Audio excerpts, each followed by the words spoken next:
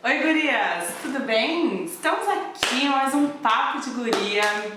Hoje talvez eu fique um pouquinho tímida porque tem um cameraman filmando, né? Que é meu irmão gêmeo que veio lá do Pará. E hoje, como prometido, trarei um vídeo falando sobre ansiedade.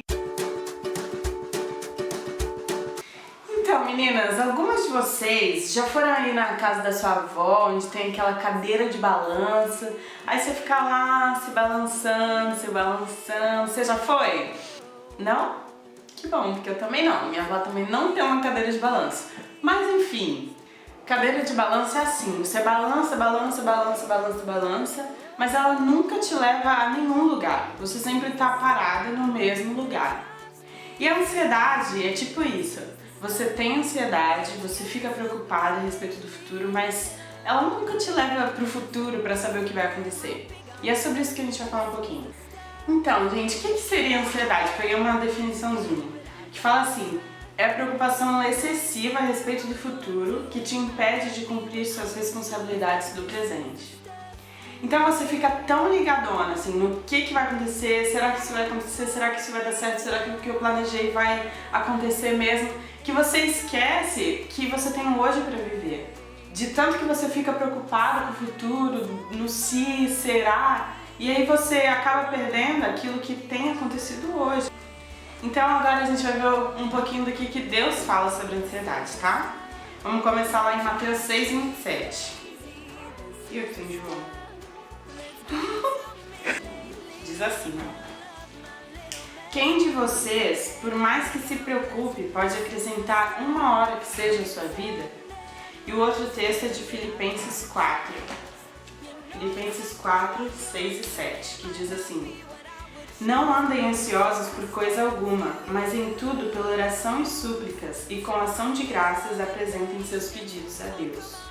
Muito bem, o texto de Mateus, ele fala, você pode se preocupar o tanto que for, mas você não vai acrescentar uma hora que seja a sua vida. E o texto de Filipenses 4, Deus dá uma ordem pra gente: não fiquem ansiosos por coisa alguma, por nadinha nessa vida. Então, é uma ordem de Deus. E quando a gente fica ansiosa, a gente está desobedecendo uma ordem de Deus. Isso é só um dos pecados que a ansiedade acarreta, a gente vai ver mais. E não era Juliana, eu era ansiedade o nome, né? Porque eu era uma pessoa muito ansiosa, extremamente ansiosa mesmo, assim.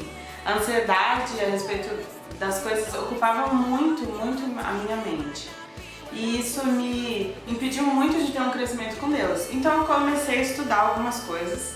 E uma das coisas que eu conheci sobre a ansiedade é que a ansiedade é falta de confiança em Deus. Quando eu fico ansiosa, eu quero cuidar da situação. Então eu fico pensando naquela coisa, pensando da maneira como eu quero que aconteça e acabo não confiando em Deus. O outro problema que a ansiedade traz é a falta de contentamento. Por quê? Porque eu não tô feliz com as coisas que eu tenho hoje, com a situação que Deus me colocou hoje, com o estado civil que você tem hoje. Então eu fico pensando naquilo que eu posso ter, naquilo que eu posso ser, naquilo que eu quero que aconteça. Não tô falando de você ter a síndrome do Zé Pagodinho, não é? É isso, não? Rica. Zeca. Olha, entendi. Zeca Pagodinho. Conta. Que é aquela deixa a vida me levar, a vida leva eu, né? Não tô falando isso, não tô falando pra você não ter planos, não tô falando pra você não se planejar, não se precaver e todas essas coisas. Esses cuidados precisam existir. Essa ansiedade excessiva é o que é pecado. É aquilo que você começa a tentar tomar conta da sua vida e não deixar realmente sua vida nas mãos de Deus. Mas essa falta de contentamento, ela parece que turva a sua visão para aquilo de bom que já tem acontecido, para aquilo de bom que Deus já tem feito, para as provas de fidelidade que Deus já te deu, de que você pode entregar a sua vida nas mãos dele, né? Então a gente viu quão prejudicial pode ser a ansiedade, né? Eu sei, gente, como a gente reage em relação a estar ansiosa a respeito do futuro. Eu era uma pessoa muito ansiosa, sabe? Mas a gente não controla o futuro, sabe? O futuro é imprevisível pra gente. Mas é bom saber que a gente tem alguém que conhece, controla e é soberano sobre o nosso futuro. Então, agora eu queria dar alguns remédios, né, pra gente dar uma quebrada nessa ansiedade, tá? O primeiro deles é conhecer a Deus. Por quê? Porque quando a gente conhece a Deus, sabe quem Deus é, sabe os atributos de Deus, o quanto Ele é soberano, o quanto Ele é amoroso, bom, a gente começa a liberar mais, sabe? A gente começa a abrir mão mais, soltar a guarda para deixar as coisas na mão de Deus. Outro remedinho tá lá em Efésios 3:20, que é o meu versículo predileto, que fala que é aquele que é capaz de fazer infinitamente mais do que tudo que pedimos ou pensamos. Deus, Ele tem o melhor pra gente, Ele pode fazer muito mais do que aqueles melhores sonhos que a gente pode ter. Ele pode fazer mais e Ele pode não deixar só em sonhos, Ele pode trazer pra realidade da gente. E o outro tá em Filipenses 4:8, que fala sobre o filtro dos nossos pensamentos, que eu já tinha falado sobre esse versículo, né? Mas foi o que me ajudou.